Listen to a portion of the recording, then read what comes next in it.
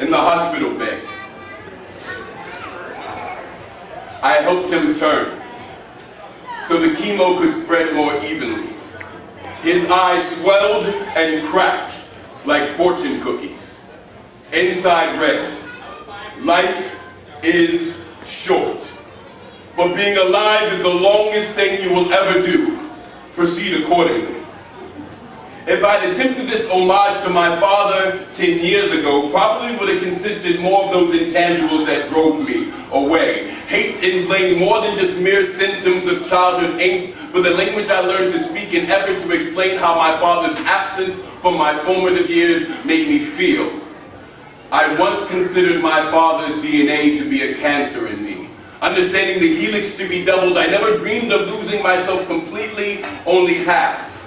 A man now, I realized my thinking was the cancer. Forgiveness is chemo. I'm still waiting for it to spread evenly. Always with the wrong bottle in hand from birth, my father showed me the image of addict. Resembled something like a court jester juggling knives. One blade for family, one blade for work, one blade for marriage, one blade for regret, one for the military that never treated him as equal, one for the father that died when he was 10, another for the mother that was never the same, all the while spiraling down towards the greatest come to Jesus moment ever. 16-year-old son in the back seat as wife picks him up from jail after his second DUI. My father's been sober now for 15 years. My father was a drunk. I was a drug addict.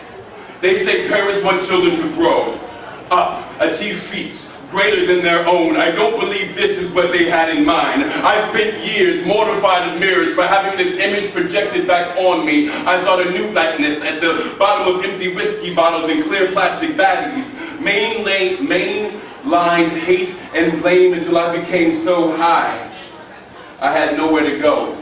Rock bottom in the sky, I landed in my father's arms.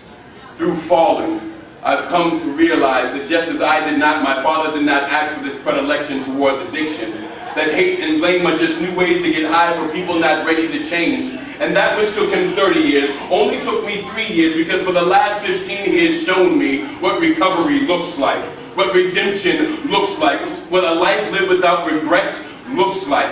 I refuse to be 20 years down the line, racing a bat out of a homemade hell down Route 95, stopped by the cops for going 95, exclaiming out of the window of my car that like all men, my father has died. And like most men, I never told him.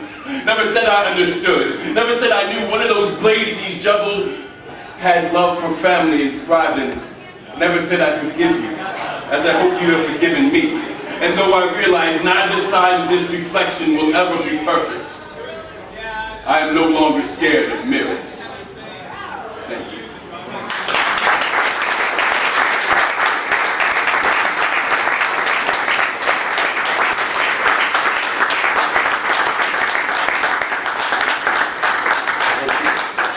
So I alluded briefly in there. I went to college. I'm from here. I went to college, dropped out of college, thought I knew exactly what I was going to do, and I was better than the education I was getting. I went to school for theater. I was like, who needs to learn how to act? Professional actors, apparently. And I moved up to New York, and I did poetry, and I was a bartender, and I got caught up in the bar life, and I moved too far away from my nucleus, my family, that which brought me back and got me to where I am right now. And that being so, my brother has a son. That would be my nephew. I wrote him a poem on his birthday, and I'm going to read it to you, and I hope you like it.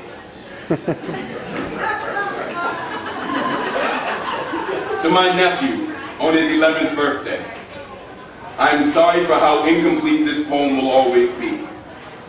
The sun will come out, not always tomorrow. At times it will rain for weeks. It will seem like lifetimes. I have known monsoons, I've drank them straight, no chaser for you. So when I tell you, like your grandmother told me, this too shall pass, you will know I mean it. You are so cool. Without even trying, keep that. It is always those who don't care what the world says that cultivate cool. Be cooler than me. I ran, stereotype first into the skewed acceptance of the popular kids. It eventually left me unraveled. I am now all proudly poetry and nerve endings. It feels better this way. Be you. It will be easier in the end.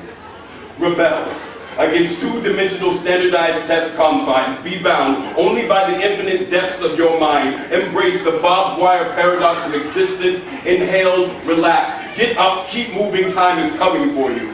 She is already here. Try not to break anything you love. Most times it is unavoidable. When given the option, make love often. Make love only. Hate will deplete your God-given reservoirs of optimism and hope. Cynicism is a coward substitute. Even when clever, it never builds relationships, only barriers. Disregard everything so far in this poem, or don't. It will always be your choice, and it never was. Some will say it was already written. Others will say everything that happens, happens for a reason. It is all absurd. Happiness and blessings are not seeds sowed in fields of deserve. You will only ever find happiness in the things that you do. Do something greater than yourself, and above all else, find something to believe in. Your father is not perfect. I know. He is my brother. He is heavy. He will not always understand. In moments of love-infused anger, he will act out in a manner that may seem rash, harsh, even judgmental. Just as your grandfather did, forgive him. As you will one day ask him to forgive you, he will not ask. Do it anyway. For until you look down the barrel of a bassinet, God to a life you created, you will never be able to comprehend the sacrifices made for you to be able to read this poem and understand it. Your parents will fight.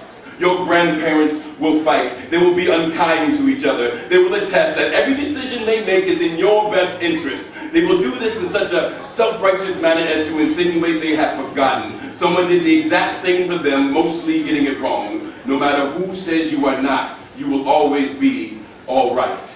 Remember what I said earlier. Forgive them. Though they will not ask, do it anyway. Cameron, we are always and we will always be half-winged angels, imperfect and incapable of flight. My angel, jump anyway. Dive every day for the possibility of feeling the wind of greatness across your face just once before you die. To be continued. Love, your Uncle Joe.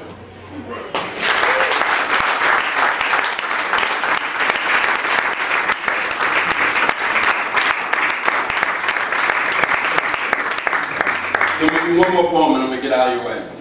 As I said, I have a day job and then I have the after-school program, and I know all of you guys are fully functioning, hopefully employed adults, and the older you get, the closer I get to 30, 2 months, the earlier my bedtime gets.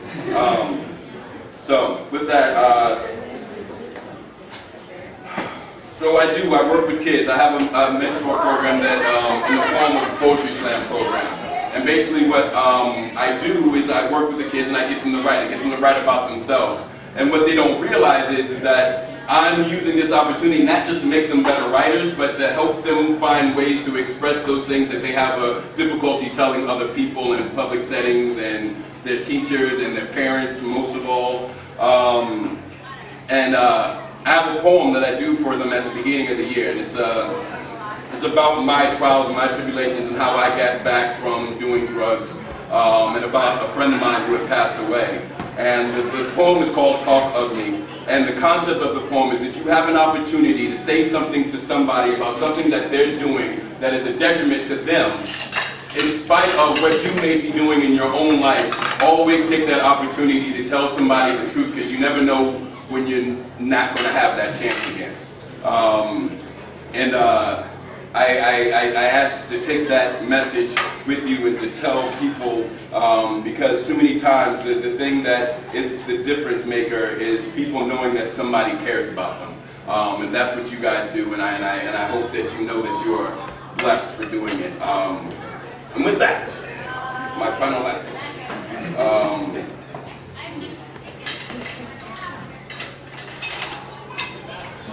The last time I saw my friend alive, I wish I would have talked ugly to him.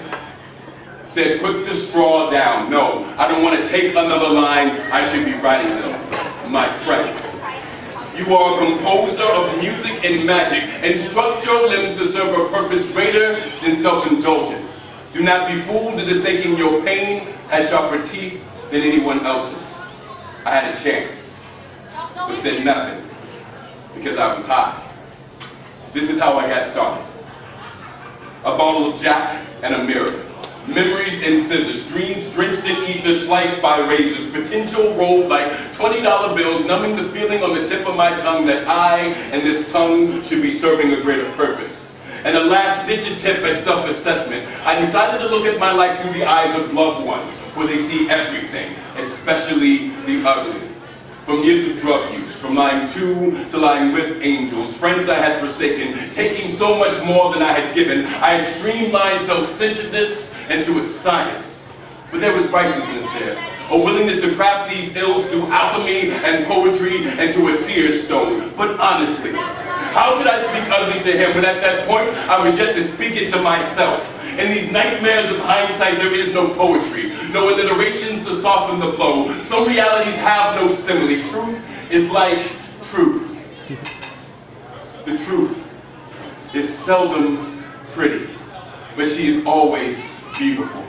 It is in times like these that I need you to please talk ugly to me. My pain needs it. Too many times we caress sadness when it needs to be shaken, torn from its place of comfort, forced to grow wings to survive or die. Don't just tell me I can grow up to be whatever I want. Tell me that whatever I want better be something I am willing to achieve, that dreams will dissipate under the weight of addiction, and that there's a distinct difference between living like a rock star and actually being one. Sometimes, no matter how many poems you've written, you are just a cokehead and a poser. Fear not. We are all divinely flawed individuals, perfectly ugly. There's no point hiding behind pretty lies. We are the sum of the hideous scars that hold together the remainder of our pretty pieces. The last time I saw my friend alive, I wish I would have talked ugly to him. It would have been the most beautiful thing I never said. Thank you.